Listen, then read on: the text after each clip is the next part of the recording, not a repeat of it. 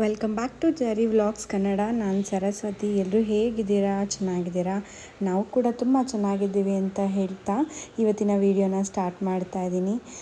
So ಅದಕ್ಕೂ ಮುಂಚೆ ಇನ್ನೂ ಯಾರೆಲ್ಲ ನನ್ನ ಚಾನಲ್ನ ಸಬ್ಸ್ಕ್ರೈಬ್ ಮಾಡಿಲ್ಲ, ಪ್ಲೀಸ್ ಸಬ್ಸ್ಕ್ರೈಬ್ ಮಾಡಿ, ಸಪೋರ್ಟ್ ಮಾಡಿ. ಹಾಗೆ ಪಕ್ಕದಲ್ಲಿರೋ ಬೆಲ್ ಐಕನ್ನ ಕ್ಲಿಕ್ ಮಾಡೋದ್ರಿಂದ ನಾನು ಮಾಡೋ ಹೊಸ ವಿಡಿಯೋಗಳ ನೋಟಿಫಿಕೇಷನ್ ನಿಮಗೆ ಬರುತ್ತೆ.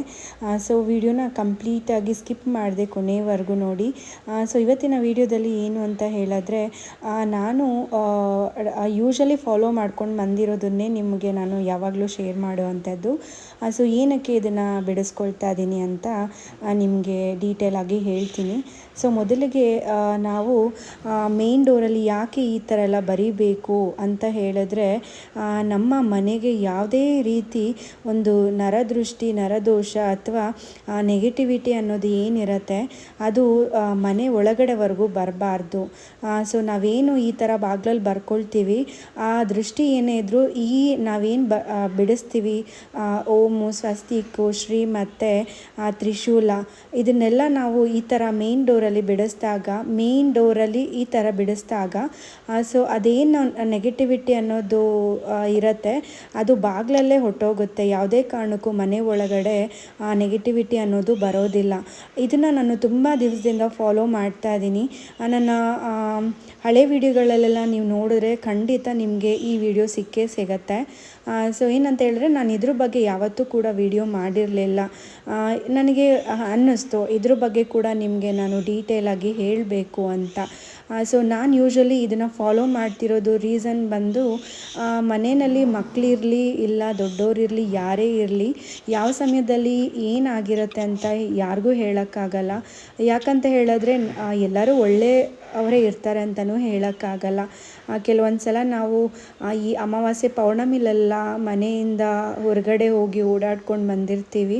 ಕೆಲವೊಂದು ಸಲ ರೋಡುಗಳಲ್ಲೆಲ್ಲ ನೀವು ನೋಡಿರ್ಬೋದು, ಯಾವ ಥರ ಅಂದರೆ ಏನು ಮಾಡಿರ್ತಾರೆ ಅಂದರೆ, ಈ ಮೊಟ್ಟೆ ಹೊಡಿಯೋದು ಏನಾದರೂ ಮಾಡಿಸಿರೋ ಅಂಥದ್ದನ್ನು ಮೂರು ದಾರಿ ಕೂಡಿರೋ ಜಾಗದಲ್ಲಿ ಹಾಕುವಂಥದ್ದು.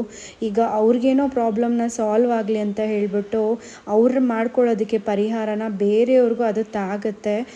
ಸೊ ನನಗೆ ಇದು ತುಂಬ ಎಕ್ಸ್ಪೀರಿಯನ್ಸ್ ಆಗಿದೆ. ಏಕಂತೇಳಿದ್ರೆ ಮನೇಲಿ ಚಿಕ್ಕ ಮಕ್ಕಳಿರೋ ಮನೆಯಲ್ಲಿ ಬೇಗ ದೃಷ್ಟಿ ತಾಗುತ್ತೆ ಅಂತ ಹೇಳ್ತಾರೆ. ಸೊ ನಾನು ಆವಾಗಲಿಂದ ಇದೊಂದನ್ನು ಕಂಪಲ್ಸರಿ ಫಾಲೋ ಮಾಡ್ತಾನೇ ಇದ್ದೀನಿ.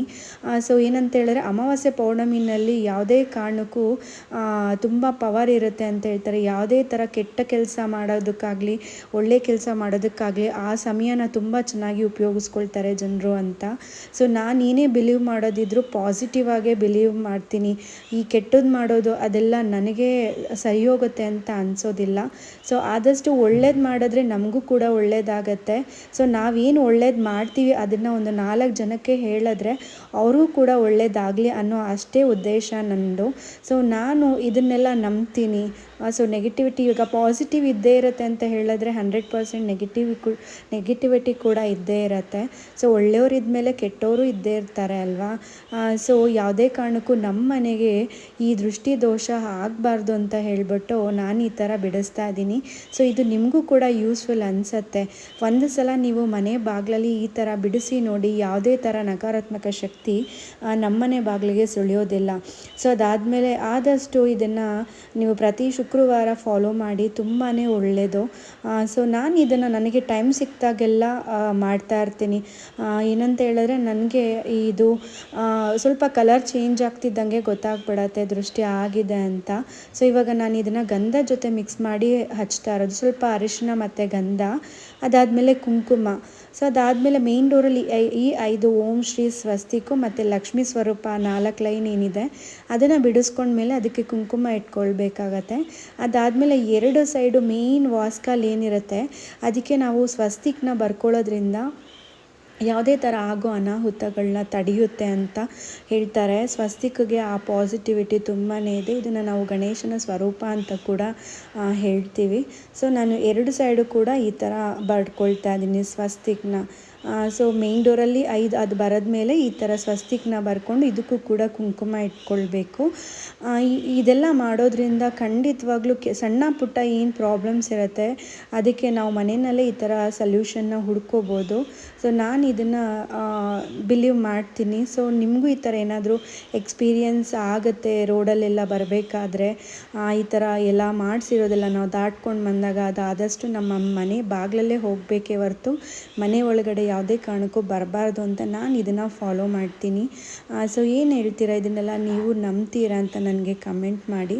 ಸೊ ಫೈನಲ್ ಆಗಿ ನೋಡಿ, ಇದು ಮನೆ ಮುಂದೆ ಲಕ್ಷ್ಮೀ ಕಳೆಯಿಂದನೂ ಕಾಣಿಸುತ್ತೆ. ಅದಾದಮೇಲೆ ಮನೆಗೆ ಒಂದು ಪಾಸಿಟಿವ್ ಎನರ್ಜಿ ಕೊಡುತ್ತೆ. ಯಾವುದೇ ಥರ ನಕಾರಾತ್ಮಕ ಶಕ್ತಿ ಮನೆಗೆ ಬರೋದಿಲ್ಲ.